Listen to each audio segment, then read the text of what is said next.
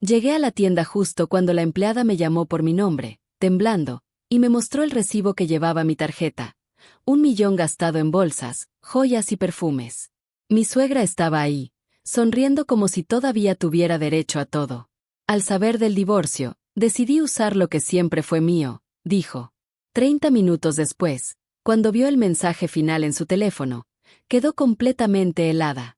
A veces me pregunto en qué momento de mi vida empecé a caminar con tanto cuidado, como si cada paso tuviera que anticipar un problema que no me pertenecía, como si fuera mi responsabilidad sostener los caprichos de los demás. Quizá por eso, cuando firmé el divorcio, juré que no volvería a ser esa mujer que aguantaba humillaciones incómodas solo para evitar un conflicto, porque durante años fui una sombra dentro de mi propio matrimonio, alguien funcional, servicial y discreta, pero nunca realmente vista. Soy economista, trabajo en una oficina pequeña cerca del centro, y siempre he sido disciplinada con mi dinero porque nadie me regaló nada, ni estudios, ni comodidades, ni esos pequeños lujos que una mujer aprende a darse cuando nadie más se los ofrece.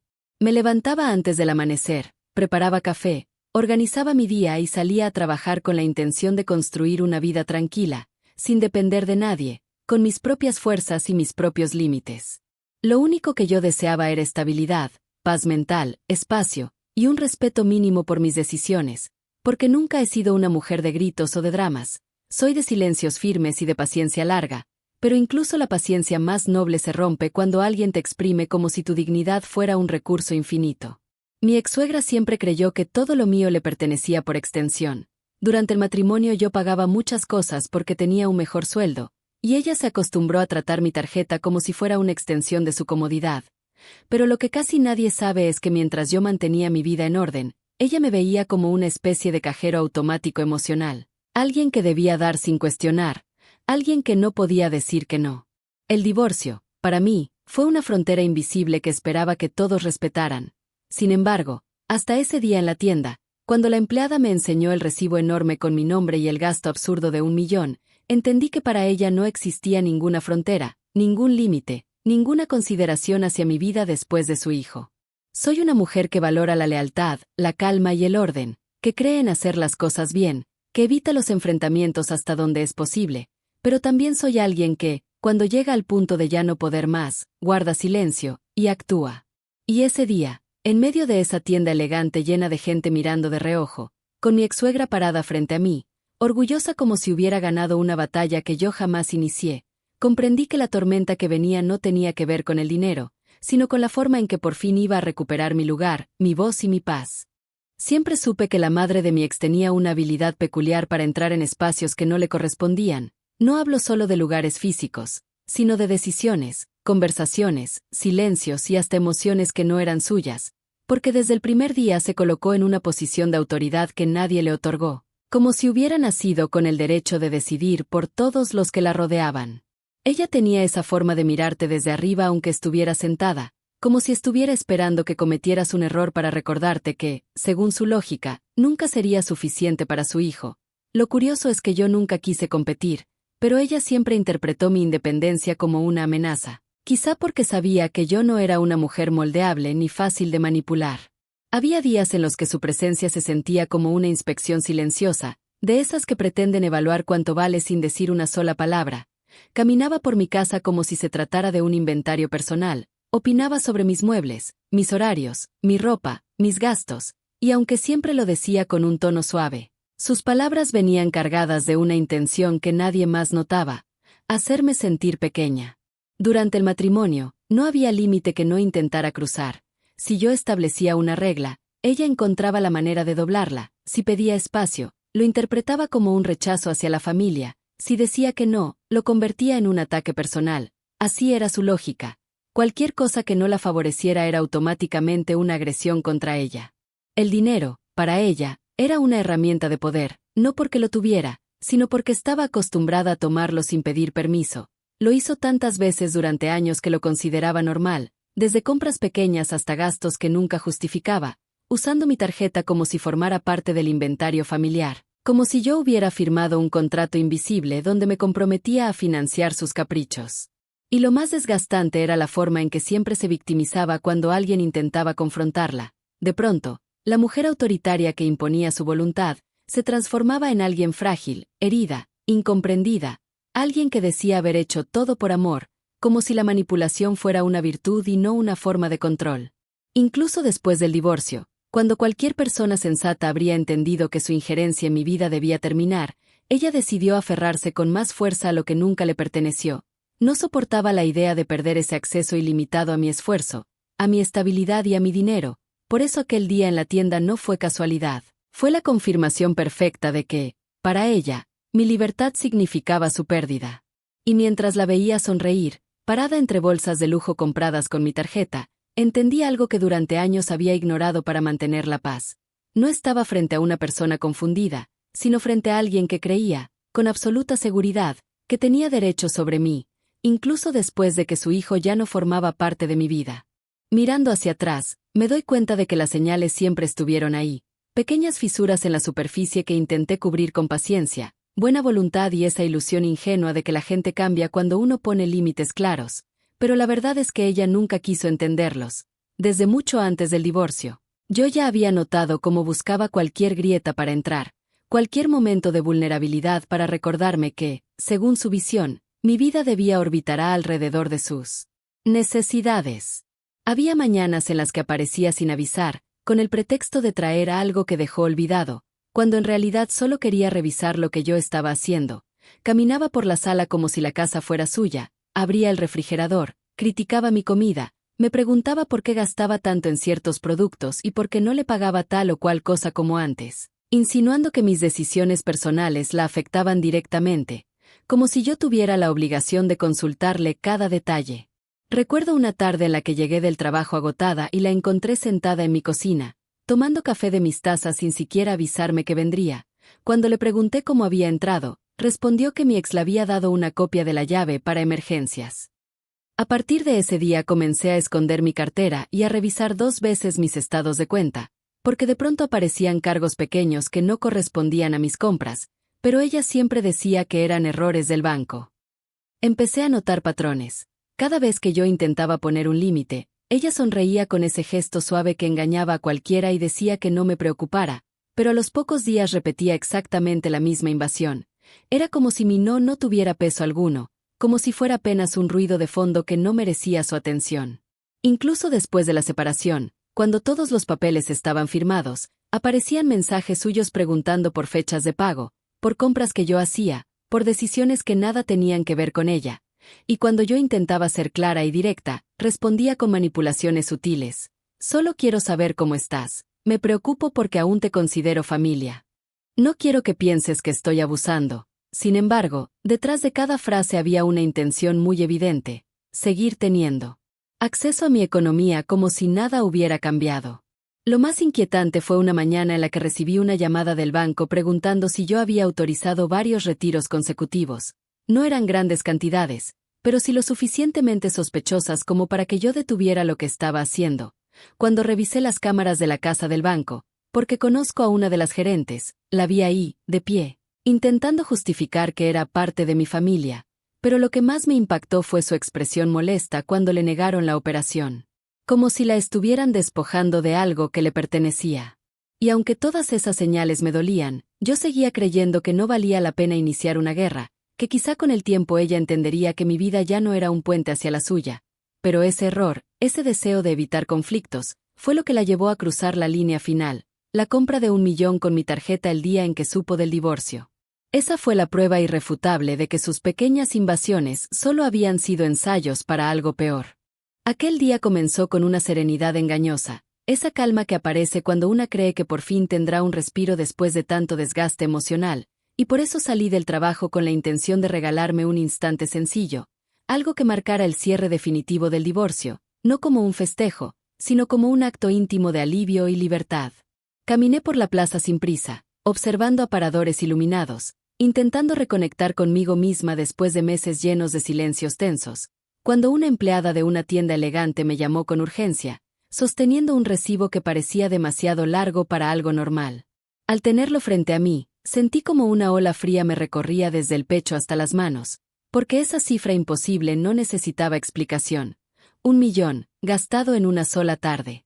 Cada producto descrito en la hoja parecía burlarse de mi dedicación de años, porque aparecían relojes de lujo, perfumes caros, joyas brillantes, bolsas de diseñadores famosos y hasta un abrigo cuyo precio superaba cualquier idea lógica que yo tendría para un gusto personal. La empleada me preguntó si la compra era mía, pero su expresión dejaba claro que intuía lo que yo aún no lograba procesar. Mientras revisaba el recibo con la garganta cerrada, una imagen capturó mi atención a través del reflejo en un espejo. Una mujer probándose una pulsera dorada con una tranquilidad insultante, disfrutando cada ángulo de su muñeca bajo las luces cálidas del local. Al girar hacia mí, su mirada no mostró sorpresa ni culpa, solamente esa antigua superioridad que tantas veces intenté ignorar por el bien de la paz familiar. Mi ex-suegra dio un pequeño paso hacia un lado para acomodar mejor la pieza que tenía en la mano, como si mi presencia fuera apenas un detalle dentro de su tarde perfecta. «Qué bueno que viniste», murmuró con una sonrisa que no tenía nada de inocente. Escuché lo del divorcio y pensé que era justo aprovechar lo que siempre estuvo a mi alcance. Sus palabras no necesitaron volumen para herir. Bastó ese tono suave y seguro que siempre usaba para convertir cualquier abuso en algo que pretendía hacer pasar por natural. Mientras la empleada observaba la escena con incomodidad evidente, esa mujer siguió hablando con una calma que mostraba hasta qué punto estaba convencida de su derecho sobre mis recursos. Según ella, yo trabajaba demasiado y nunca sabía disfrutar lo que ganaba, así que estaba ayudándome a hacerlo. Además, insinuó que después de un divorcio una mujer quedaba sola, y que por eso ciertas costumbres debían mantenerse. Todo dentro de la tienda parecía volverse más lento. El aire perfumado, las miradas curiosas de la gente, las luces reflejándose en las vitrinas, mis propias manos apretando el recibo mientras trataba de entender cómo era posible que siguiera actuando como si mi vida todavía orbitara alrededor de la suya. No respondí de inmediato, no por miedo, sino porque necesitaba sostener esa calma que comenzaba a formarse dentro de mí, esa que aparece cuando un límite, después de años de ser ignorado, finalmente se quiebra de manera irreversible. La observé en silencio, midiendo cada gesto, cada expresión, cada rastro de soberbia. Aquella escena no solo mostraba un abuso económico, sino la confirmación de algo mucho más profundo. Ella estaba absolutamente convencida de que mi esfuerzo seguía siendo una extensión de su comodidad, incluso después de que su hijo y yo habíamos tomado caminos distintos. Mientras mis ojos recorrían las bolsas alineadas, los relojes brillantes y los frascos de perfume costoso, entendí que no se trataba del millón, sino del valor que le otorgaba a la idea de que yo debía seguir sosteniéndola sin cuestionar nada. Esa certeza me golpeó con una claridad abrumadora, y en ese instante algo cambió dentro de mí. No hubo gritos ni lágrimas ni escenas dramáticas, solo una quietud profunda que me empujó a tomar decisiones que jamás habría imaginado semanas atrás. Sabía que ella interpretaría mi silencio como debilidad, porque siempre confundió prudencia con sumisión, paciencia con permiso y buena fe con obligación. Lo que no imaginaba era que mi calma tenía un propósito. Mientras ellas seguían creyendo que mi reacción sería la misma de siempre, yo ya estaba tomando medidas que transformarían completamente la situación. La tienda continuó con su murmullo habitual, pero en mi mente se había activado algo que llevaba mucho tiempo dormido, la voluntad de poner fin a la invasión constante que había tolerado durante años. 30 minutos después de esa escena, cuando su teléfono vibrara con el mensaje que yo estaba a punto de enviar, toda esa seguridad que mostraba en su postura se derrumbaría sin remedio, porque el verdadero impacto no estaba en el recibo ni en el millón gastado, sino en la verdad que estaba por recibir. Desde mucho antes de aquel día en la tienda, ya existía una sensación creciente de que mi vida estaba siendo ocupada poco a poco por decisiones que no me pertenecían, como si cada pequeño límite que intentaba poner se desvaneciera frente a la insistencia con la que esa mujer buscaba ampliar su control. Después del divorcio, en vez de retroceder, intensificó su presencia de una forma casi calculada, como si necesitara asegurarse de que yo no pudiera avanzar sin que ella interviniera en cada paso que daba. Esa invasión no empezó con el millón gastado, sino con una serie de movimientos sutiles que se convirtieron en una tormenta. Llamadas constantes con el pretexto de ver cómo estaba, mensajes sobre pagos que ella no tenía por qué preguntar, comentarios que pretendían sonar preocupados pero que escondían una revisión silenciosa de mis gastos, mis horarios, mis actividades, incluso de mis amistades. En ocasiones, abría mi correo y encontraba notificaciones de servicios que nunca contraté, y cuando intentaba investigar, descubría que se habían usado mis datos en solicitudes que jamás autoricé. Cuando confronté a mi ex, fingió sorpresa y aseguró no saber nada, aunque yo conocía esa expresión suya que intentaba sonar convincente sin lograrlo del todo. Terminé dándome cuenta de que no era él quien buscaba mantenerme vigilada, sino su madre, que se aferraba con todas sus fuerzas a la idea de que su influencia todavía tenía espacio en mi vida. La situación alcanzó un punto asfixiante la semana en que recibí una llamada del banco para preguntarme si estaba preparando una transferencia de gran cantidad hacia una cuenta que no reconocía. En ese momento sentí un escalofrío, porque comprendí que no se trataba de un impulso aislado, sino de un patrón cada vez más peligroso. Me presenté personalmente a la sucursal y pedí revisar cada movimiento sospechoso. Al ver las grabaciones internas, tuve la confirmación que me faltaba. Aquella mujer había pasado por ahí intentando justificar que tenía autorización mía, diciendo que siempre manejó mis finanzas. La gerente me confesó que algo no cuadraba en su actitud, porque hablaba con seguridad, pero no podía responder ninguna pregunta básica sobre mis cuentas. Sin embargo, insistió tanto que casi logra avanzar en el trámite. Ese día salí del banco con la sensación de que, si no detenía esto pronto, ella encontraría la manera de empujar una puerta que jamás debió tocar. El abuso emocional también se intensificó. Comenzó a visitar vecinos cercanos para preguntar por mis horarios, mis rutinas, mis movimientos. En una ocasión me enteré de que aseguró que seguíamos siendo familia y que yo la había abandonado en un momento difícil, como si esperara que alguien más la apoyara en una narrativa que llevaba años construyendo para justificar sus excesos. Incluso llegó a presentarse en mi trabajo. Apareció en la recepción con el discurso de que tenía asuntos urgentes conmigo y trató de entrar a la oficina sin avisar, obligando a mis compañeros a detenerla con educación para evitar un escándalo. Esa noche, cuando revisé mi teléfono, tenía más de 20 mensajes suyos, llenos de reclamos, insinuaciones y frases manipuladoras sobre lo ingrata que me había vuelto. Mi cuerpo empezó a resentirlo, dormía mal, trabajaba en automático, sentía un cansancio que no tenía explicación física, porque en cada rincón de mi día parecía existir una sombra que no me dejaba avanzar. Entendí que sus invasiones no eran errores ni exageraciones, sino una estrategia para recordarme que, aunque yo hubiera firmado un divorcio, según ella seguía teniendo derecho a entrar, revisar, tomar y decidir. Esa asfixia llegó a su punto más alto cuando descubrí que había usado mi antigua dirección para recibir paquetes comprados con mi tarjeta, intentando aprovechar los días en los que yo no estaba en casa para recogerlos antes de que yo los viera.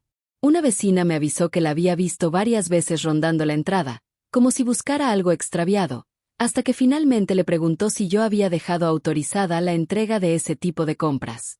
Cada invasión tenía una misma raíz: su necesidad de seguir tratándome como propiedad, como si yo nunca pudiera alejarme lo suficiente. Y aunque todo eso me desgastaba, también me estaba llevando al límite de una manera que ya no permitiría retrocesos, porque mientras ella se sentía cada vez más confiada, yo comenzaba a entender que su dominio dependía únicamente de que yo siguiera callando. Esa comprensión me acompañó hasta el momento exacto en que la vi en la tienda, rodeada de artículos caros, actuando como si el mundo le perteneciera. Todo lo anterior encajó en mi mente con una claridad que dolió, pero también me impulsó a tomar una decisión que llevaba demasiado tiempo posponiendo. Tal vez ella pensó que ese millón era el abuso mayor, pero no imaginaba que para mí representaba el cierre definitivo de una etapa en la que permití demasiadas invasiones por miedo a provocar un conflicto. Ese día, sin necesidad de elevar la voz, supe que ahora me tocaba actuar, no por venganza, sino por dignidad. Y mientras sus dedos seguían acariciando la pulsera dorada que había comprado con mi dinero, yo ya tenía preparada la acción que transformaría toda la historia. 30 minutos después, cuando su teléfono vibrara con el mensaje final, el mundo seguro que había construido alrededor de mi vida comenzaría a desmoronarse, no por un grito, no por una pelea, sino por una verdad que no podría ignorar ni revertir. Nunca pensé que el golpe más doloroso vendría de alguien que conoció de cerca cada una de mis luchas silenciosas, porque durante mucho tiempo guardé la esperanza de que, incluso después del divorcio, conservaríamos un mínimo de honestidad para reconocer lo que estaba mal, aunque ya no quedara amor ni planes juntos. Pensaba que, al menos, podía contar con un sentido básico de justicia, pero esa expectativa se desmoronó en cuanto intenté conversar con él sobre lo ocurrido en la tienda. La llamada la hice sin enojo, con la intención de cerrar un ciclo y exponer la gravedad de lo que había vivido, porque sentía que merecía saberlo. No buscaba compasión ni apoyo emocional, solo un reconocimiento mínimo del daño que su madre llevaba años causando, aunque en ese momento se hubiera vuelto imposible de ignorar después de gastar 1 millón como si fuera un gesto cotidiano. La conversación comenzó con un cansancio que se escuchaba incluso en su respiración, un tono que me hizo pensar que quizá estaría dispuesto a escuchar sin defensas, aunque esa idea se desvaneció apenas terminé de explicar lo sucedido. Cada detalle que conté, el recibo, la compra absurda, la actitud soberbia, la invasión constante que se acumulaba desde mucho antes del divorcio, parecía chocar contra una pared construida con excusas viejas y un deseo desesperado de evitar cualquier conflicto que involucrara a su madre. Su primera reacción fue un suspiro largo, no de sorpresa ni indignación, sino de molestia contenida, como si lo que acababa de narrar fuera una carga que no quería enfrentar. Trató de suavizar la situación diciendo que conocía bien a su madre y que, aunque tenía un carácter complicado, no lo hace con mala intención, una frase que cayó como un golpe lento porque me recordó el mismo patrón que se repetía durante nuestro matrimonio. Cualquier abuso se transformaba en algo justificable si venía de ella. Intenté explicarle que no se trataba de una confusión ni de un impulso emocional por el divorcio, sino de un comportamiento repetido que ya había llegado demasiado lejos, porque nadie gasta 1 millón de una tarjeta ajena pensando que está haciendo algo inocente. Quise mostrarle que la invasión tenía años tomando forma, desde pequeñas manipulaciones hasta intentos directos de controlar mis finanzas, pero en lugar de escucharlo con seriedad, insistió en que yo estaba muy sensible por todo lo que has pasado. Esa frase me atravesó, no por lo que decía, sino por lo que implicaba. Mis límites seguían sin importar. Mis palabras volvían a quedar atrapadas detrás de un muro que él nunca quiso derribar, porque siempre fue más fácil culpar mi reacción que enfrentar la conducta de su madre. Cada argumento que daba era un recuerdo silencioso de todas las veces en las que pedí apoyo durante el matrimonio y no lo recibí, porque prefería mantener la paz con ella antes que defenderme a mí. La conversación continuó con más excusas disfrazadas de razonamiento. Aseguró que todo se podía resolver hablando con calma, como si la invasión fuera un asunto pequeño, como si 1 millón gastado sin permiso fuera un malentendido más en su lista interminable de comportamientos tolerados.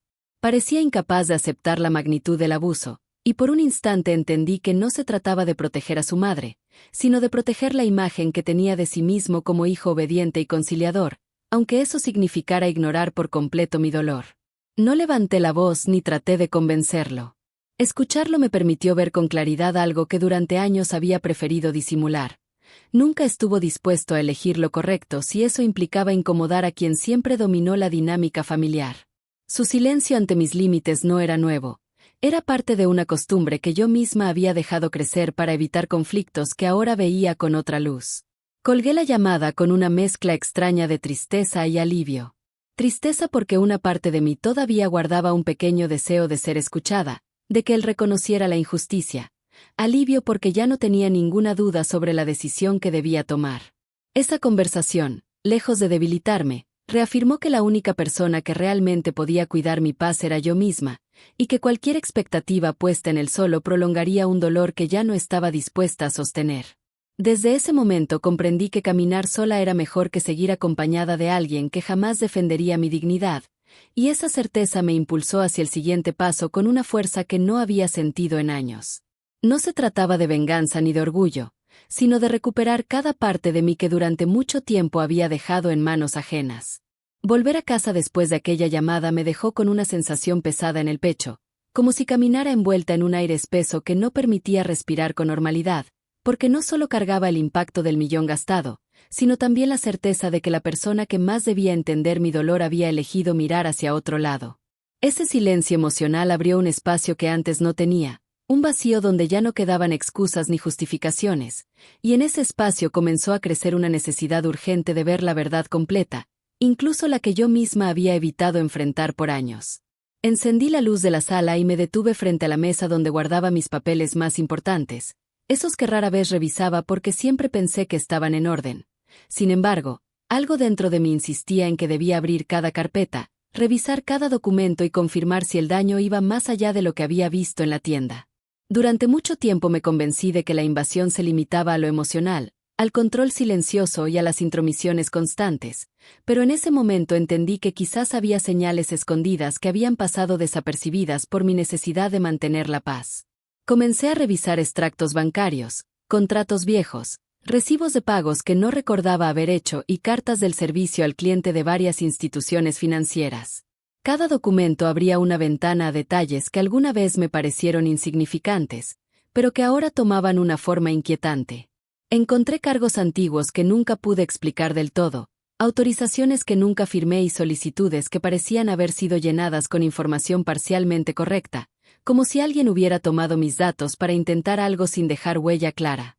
Esa revisión minuciosa me llevó a abrir una carpeta que casi nunca tocaba, aquella donde estaban guardados los archivos del negocio que alguna vez intenté comenzar con mi exesposo antes de que todo se complicara.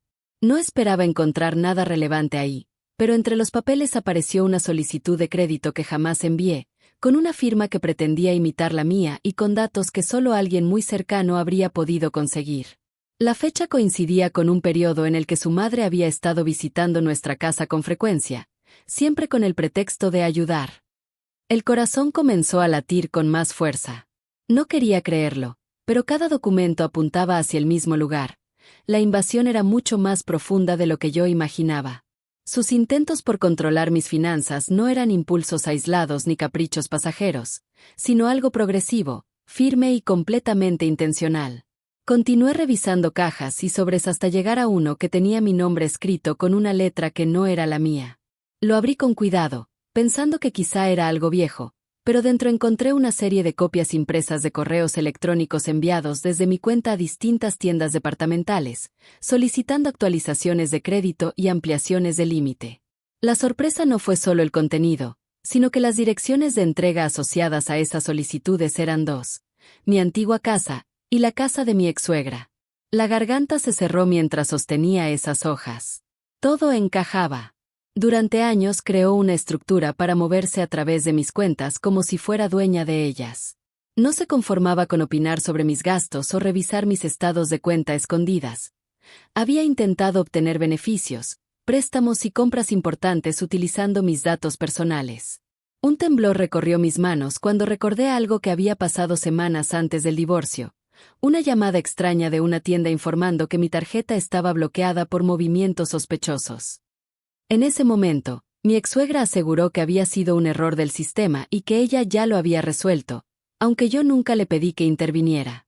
Ahora entendía que no solo había intervenido ese día, sino muchos más. Seguí buscando hasta que encontré lo que terminaría por romper cualquier duda que pudiera quedar. Un documento reciente donde aparecía mi nombre como supuesta solicitante de una cuenta compartida con la dirección de su casa. Al verlo, un escalofrío me obligó a sentarme porque significaba que no solo había tomado mis datos, sino que intentaba construir una forma de vincular mis ingresos con su vida de manera permanente. La dimensión real del problema apareció ante mí como un golpe lento pero devastador. No era simplemente una suegra entrometida o una mujer abusiva que cruzaba límites por costumbre.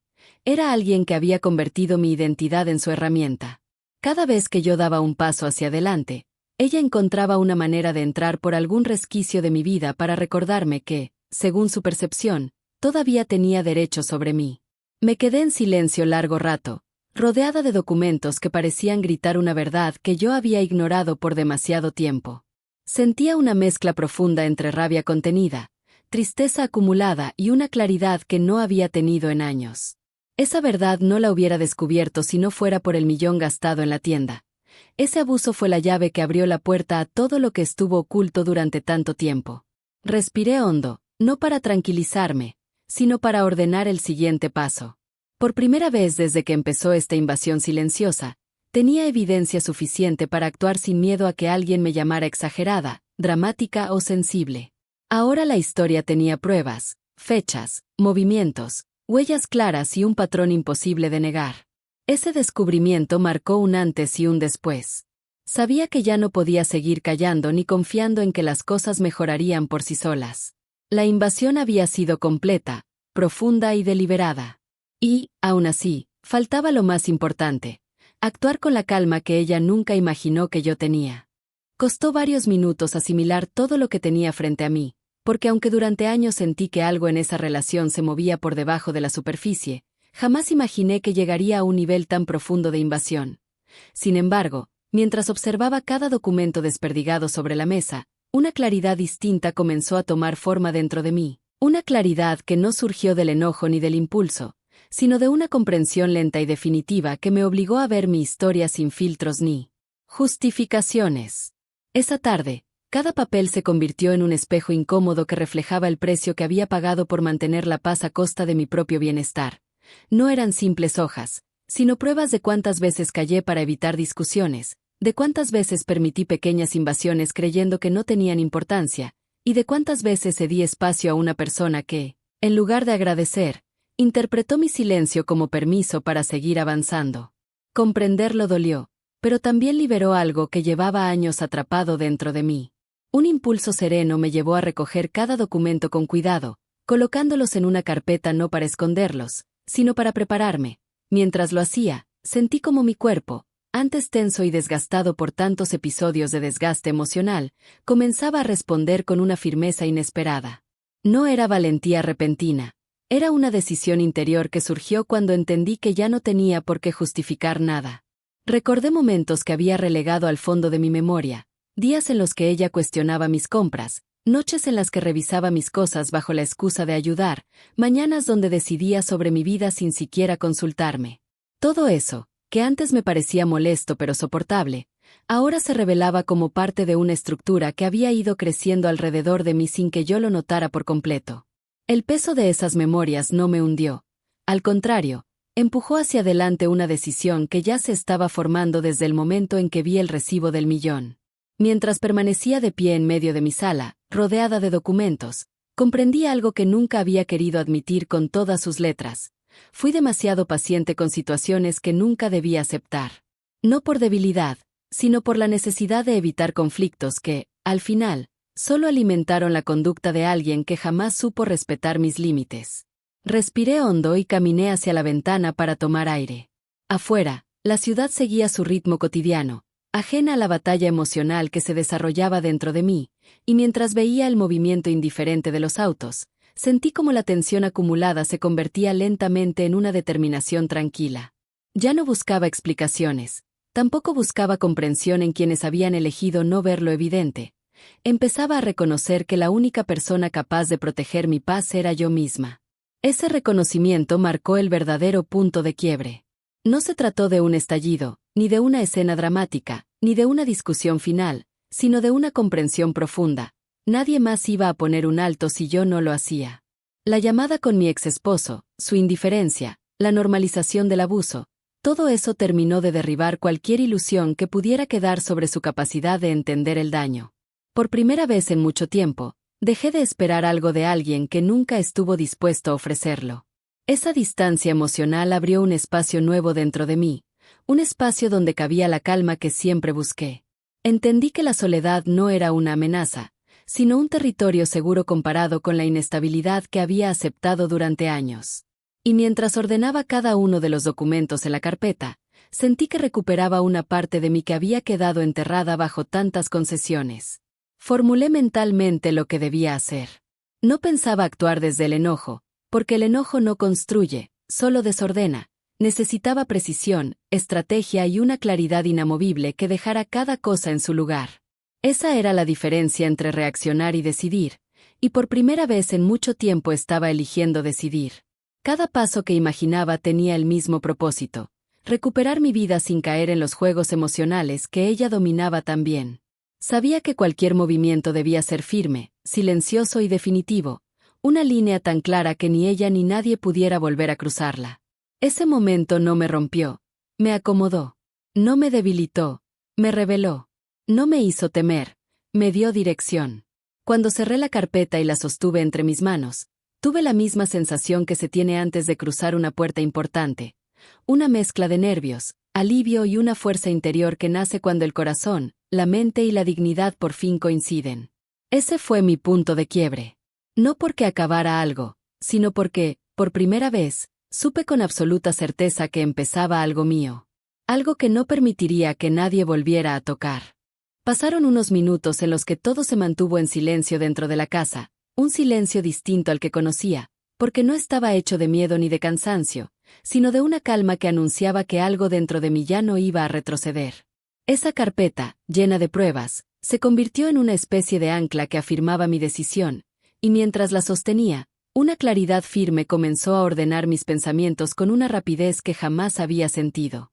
Un impulso sereno me llevó a sentarme frente al escritorio donde guardaba mis documentos más importantes, y desde ahí, sin temblores ni dudas, abrí la sesión de mi correo oficial, ese que siempre había usado para temas legales y laborales.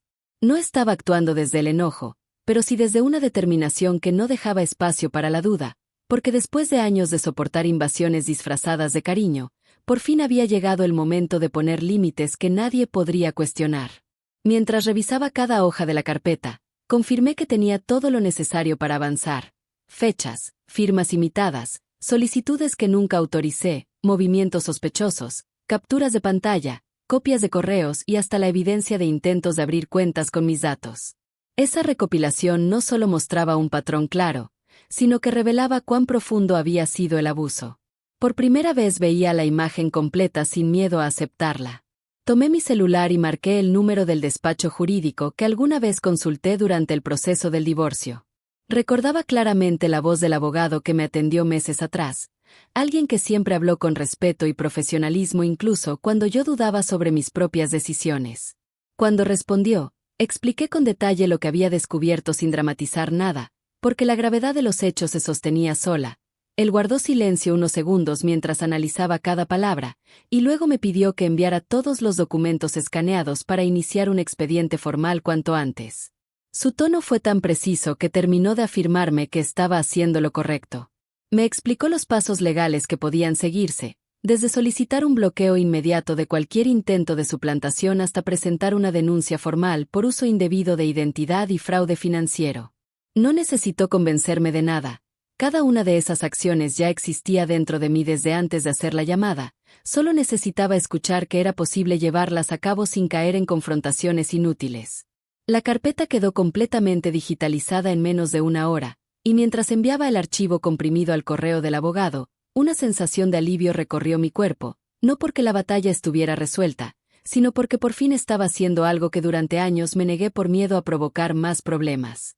Esta vez entendía que no estaba provocando nada, simplemente estaba defendiendo un espacio que nunca debió ser invadido. Después de terminar todo el proceso, redacté un mensaje breve y directo desde mi correo profesional, uno que no mostraba enojo ni amenazas, sino una claridad contundente que jamás había usado con ella. Fue un mensaje para su número personal, no para discutir ni para confrontar, sino para dejar constancia de que los movimientos estaban iniciados, que mis cuentas estaban protegidas y que cualquier intento futuro de usar mis datos estaba ya en manos de un equipo legal. Ese mensaje no buscaba producir miedo, buscaba dejar claro que la etapa de silencio había terminado. No mencioné detalles, no expliqué pruebas, no hablé del millón gastado ni del daño emocional, solo comuniqué, con una serenidad que no esperaba sentir, que todo seguiría por las vías correspondientes. Era la forma más limpia, firme y precisa de marcar una frontera definitiva. Cuando pulsé enviar, sentí como algo dentro de mí se acomodaba, como si mi vida, por primera vez en mucho tiempo, regresara a un lugar que me pertenecía. No había gritos, no había tensión, no había confrontas inútiles, solo una decisión tomada con la mente clara y con un corazón que había aprendido, a base de heridas profundas, que ninguna paz verdadera nace del silencio impuesto. La acción decisiva estaba hecha. Lo que viniera después ya no dependía de mí, sino de las verdades que ella misma había sembrado durante años. Y aunque aún no imaginaba la magnitud de lo que estaba por suceder cuando leyera ese mensaje, sabía que su mundo, construido sobre abusos normalizados, estaba a punto de derrumbarse. Transcurrieron unos minutos después de enviar el mensaje, minutos que se sintieron largos pero necesarios, como si el aire finalmente pudiera fluir dentro de la casa. Me levanté del escritorio para preparar algo de cenar, no porque tuviera hambre, sino porque necesitaba ocupar mis manos mientras mi mente procesaba cada paso que había dado. La tranquilidad que había comenzado a instalarse en mí no era simple alivio, sino el resultado de haber tomado una decisión que por mucho tiempo postergué por miedo a enfrentar una verdad que ahora tenía completamente expuesta. Mientras calentaba agua para un té, escuché la vibración de mi celular sobre la mesa. No reaccioné de inmediato, porque sabía que tarde o temprano ella vería el mensaje, pero no imaginé que la llamada sería tan rápida. No contesté. Sabía que una conversación directa solo abriría espacio a manipulaciones, reproches y excusas que ya no estaba dispuesta a tolerar, así que dejé que el teléfono sonara hasta que se detuvo. A los pocos segundos comenzaron a llegar mensajes, uno tras otro, primero cortos y confusos, después más largos y desesperados. No los abrí, pero las notificaciones mostraban frases incompletas que dejaban ver el tono ansioso que nunca había usado conmigo, un tono completamente distinto al que exhibió en la tienda. Me acerqué al celular solo para activar el modo silencio y regresé a la cocina sin perder la calma, porque lo que estaba ocurriendo no dependía ya de un diálogo emocional, sino de una realidad que ella no podía manipular. La noche avanzó y decidí sentarme en la sala con una carpeta en las manos, no para revisarla de nuevo, sino para recordarme que cada documento representaba una verdad que me había costado aceptar. El silencio empezó a tomar su propio ritmo cuando un golpe fuerte en la puerta me obligó a enderezar la postura. No esperaba visitas, mucho menos a esa hora, pero al asomarme por la mirilla descubrí algo que me provocó una mezcla de sorpresa y calma. El abogado había enviado a un notificador externo para entregar personalmente un aviso formal. La presencia de ese hombre, con su maletín oscuro y expresión seria, contrastaba con todas las veces en las que intenté resolver las cosas desde el diálogo. Su postura transmitía profesionalismo y un tipo de autoridad que no necesitaba levantar la voz. Abrí la puerta y lo saludé. Él me entregó un documento sellado y me pidió que lo firmara como recibido, explicando que era parte del procedimiento urgente que el despacho había iniciado a mi nombre. Cuando cerré la puerta, escuché una voz familiar desde el otro lado del pasillo. La reconocí al instante. Mi ex-suegra estaba llegando, casi corriendo, con el celular aún en la mano, respirando agitadamente como si hubiera bajado los escalones sin detenerse. Su rostro tenía una mezcla de incredulidad y miedo que jamás había visto. Ya no mostraba aquella seguridad altiva con la que habló en la tienda, ni el tono protector que tantas veces usó para justificarse. Se detuvo frente a mí con los ojos muy abiertos, intentando recuperar su postura de siempre, pero la presencia del notificador había desbaratado cualquier intento de mantener la compostura. ¿Qué es esto?, preguntó con un hilo de voz, señalando el sobre que yo sostenía. No respondí de inmediato. No había prisa. Aproveché ese silencio, ese instante en el que por fin entendía que su poder siempre había sido una ilusión sostenida por mi paciencia. Intentó acercarse más y estiró la mano como si quisiera quitarme el documento, pero retrocedí lo suficiente para dejar claro que no permitiría ni un movimiento fuera de lugar. «Esto no puede ser», murmuró. «No hiciste esto. Alguien te llenó la cabeza». Respiré hondo, no para mantener la calma, sino para asegurarme de que cada palabra saliera con la firmeza que el momento exigía, una firmeza libre de gritos, simple y contundente. «Todo lo que pasó está documentado», dije con una serenidad que la hizo parpadear. «Y ya no voy a permitir que continúe». Su rostro se tensó como si acabara de recibir un golpe invisible. Intentó justificar cada invasión con explicaciones torpes, que siempre quiso ayudar, que yo malinterpreté todo, que solo actuaba por cariño, que nunca imaginó que lo tomaría así. Esas frases eran las mismas que escuché durante años, pero ahora sonaban frágiles, huecas, incapaces de sostener la mentira en la que siempre se respaldó. Su voz comenzó a quebrarse mientras repetía que no merecía esto, que todo se podía hablar, que era familia, y cada palabra demostraba el verdadero origen de su desesperación. No estaba arrepentida por lo que hizo, estaba aterrada por perder el control que creyó eterno. El notificador permanecía a unos pasos, mirando el procedimiento desde la distancia con una postura profesional que no necesitaba intervenir, porque su presencia ya era suficiente para romper cualquier intento de manipulación. Ese detalle, ese testigo externo y neutral, desarmó por completo la narrativa que ella siempre utilizó para hacerme sentir culpable. Sentí algo muy parecido a la justicia, no aquella que grita, sino la que llega en silencio, de manera inevitable, como un eco de cada límite que ignoró. Ella siguió hablando, intentando convencerme de que nada de esto era necesario, pero su voz ya no tenía la fuerza de antes. Cada palabra tropezaba con la realidad que ya no podía negar. Las manos le temblaban mientras revisaba su celular, seguramente leyendo una y otra vez el mensaje que le envié y los avisos automáticos que comenzaron a llegarle cuando se iniciaron los bloqueos en mis cuentas. Esa expresión, entre incredulidad y miedo, fue la confirmación de que entendía la gravedad de la situación. No respondí más. No había nada que debatir. El golpe de realidad ya había caído. Y por primera vez desde que entró en mi vida, el poder no estaba en sus manos. La escena en el pasillo permaneció suspendida unos segundos, como si el edificio entero contuviera el aliento mientras ella intentaba recuperar la postura que había usado toda su vida para imponerse. Esa calma tensa terminó de revelar algo que yo ya intuía. Su poder nunca fue real, solo existía mientras yo aceptara guardar silencio. Al darse cuenta de que ese silencio había terminado, la seguridad que siempre mostraba empezó a desmoronarse con una rapidez que contrastaba con los años en los que pareció intocable. Un intento desesperado por retomar el control la llevó a estirar la mano hacia el documento que yo sostenía, como si arrebatármelo pudiera revertir todo lo ocurrido, pero el movimiento quedó a medio camino porque algo en mi mirada la obligó a detenerse. No tuve que decir nada. Bastó con mantenerme firme para que comprendiera que esa puerta, la que tantas veces cruzó sin permiso, ya no volvería a abrirse. Su voz tembló mientras buscaba explicaciones que de pronto dejaron de tener sentido. Hablaba de malentendidos, de confusiones, de un cariño que siempre fue sincero, y mientras escuchaba su intento por disfrazar años de invasión, una sensación tranquila comenzó a recorrerme, porque entendía que no buscaba aclarar nada, solo salvarse de las consecuencias que siempre creyó que jamás la alcanzarían.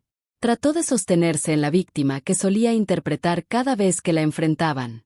Esa máscara, tan pulida por el tiempo, comenzó a fracturarse en cuestión de segundos. Primero apareció el desconcierto, luego el miedo evidente, y al final un enojo disfrazado de incredulidad. Insistió en que yo estaba exagerando, que todo esto era un castigo injusto hacia alguien que solo quería lo mejor para mí, pero esas palabras, repetidas durante años, ya no lograban confundirme. El notificador permanecía cerca, observando sin intervenir, aunque su presencia bastaba para frenar cualquier manipulación. Ella intentó recuperar la compostura frente a él, pero la voz quebrada traicionó cada uno de sus esfuerzos.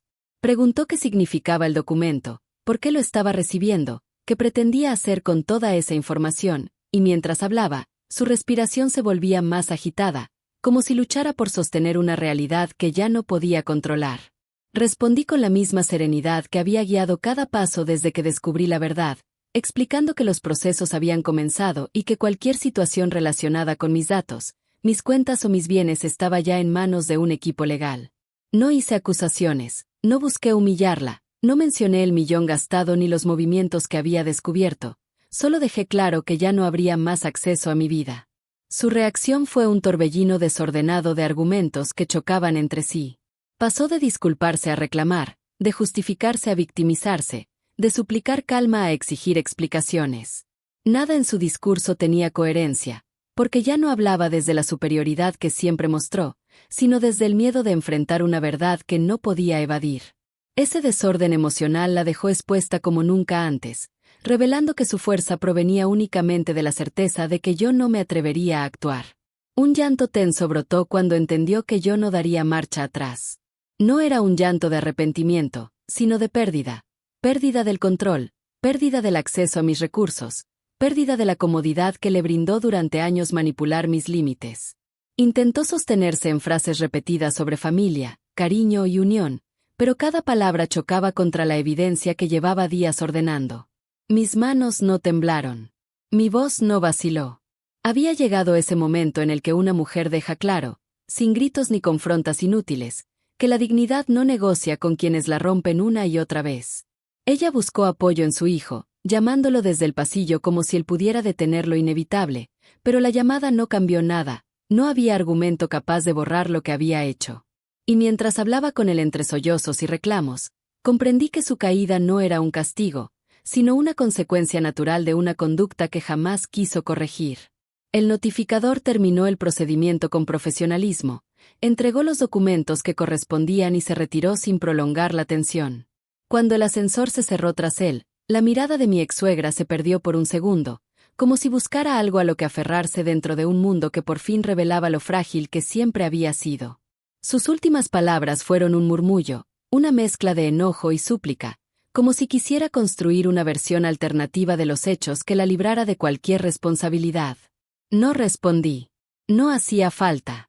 La caída ya estaba en movimiento y nada podía detenerla, porque no provenía de mí, sino de cada decisión que tomó creyendo que nunca tendría consecuencias. Me quedé de pie en el pasillo por unos instantes, observándola mientras intentaba recuperar el aliento, y sentí algo que no esperaba: paz. Una paz profunda, serena, silenciosa, la misma que llega cuando una mujer entiende que ya no tiene que cargar con lo que nunca fue suyo. El poder cambió de mano sin ruido, sin escándalo y sin drama. Solo con verdad. Y ella, por primera vez desde que entró en mi vida, tuvo que enfrentarse a sí misma. La puerta del elevador se cerró y el silencio que quedó en el pasillo envolvió todo de una forma distinta, como si la casa, las paredes y hasta el aire reconocieran que una etapa entera acababa de caer frente a mis ojos. No sentí euforia ni ganas de celebrar.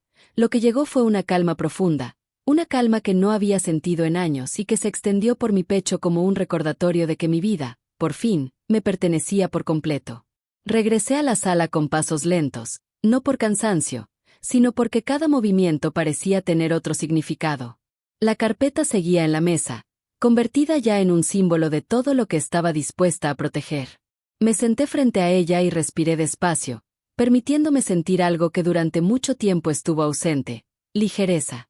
Una ligereza que no nacía del triunfo sobre alguien más, sino de haber recuperado una parte de mí que creí perdida entre tantas invasiones y silencios forzados.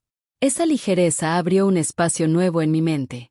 Comencé a imaginar cómo sería mi vida sin la sombra que había tolerado durante tanto tiempo, cómo se verían mis días sin sentir que debía justificar cada decisión, cómo sonaría mi casa sin interrupciones, sin comentarios disfrazados de cariño que siempre buscaban moldearme. Esa visión creció con una fuerza suave, como si se estuviera encendiendo una luz interior que llevaba años esperando ser liberada. Pensé en el futuro con una claridad que me sorprendió. No tenía prisa por llenarlo con nuevas personas, nuevas promesas o nuevos proyectos. Lo único que deseaba era disfrutar la tranquilidad que había recuperado, construir un espacio que no necesitara explicaciones ni permisos y reencontrarme con la mujer que fui antes de que la invasión comenzara, esa mujer disciplinada, independiente y silenciosa que siempre quiso paz y nunca pidió más de lo que daba. La sensación de soledad ya no tenía un tono triste, sino cálido. Era la soledad que acompaña, que da espacio, que permite respirar sin sentir que cada movimiento será cuestionado. Esa soledad se convirtió en el primer paso hacia algo que no podía nombrar aún, pero que sabía que sería mío, completamente mío.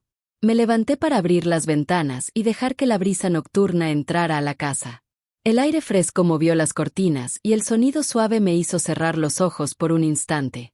Sentí como ese viento parecía llevarse el peso que había cargado por años, un peso que ya no tenía razones para sostener.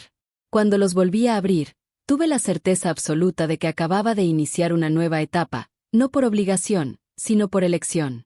El renacimiento no llegó como un estallido, sino como un susurro que se instaló dentro de mí, la certeza de que, desde ese momento, cada decisión sería tomada desde mi dignidad, no desde el miedo, la costumbre o la presión de alguien más.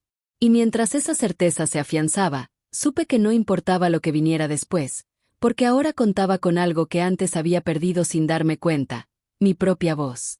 Volví a tomar el recibo del millón que había desencadenado todo, lo observé por unos segundos y entendí que nunca fue el dinero lo que me hizo reaccionar, sino la forma en que se reflejaba mi historia completa dentro de ese papel, un resumen de cada límite ignorado, cada silencio obligado y cada invasión permitida por miedo a perder una paz que en realidad nunca tuve.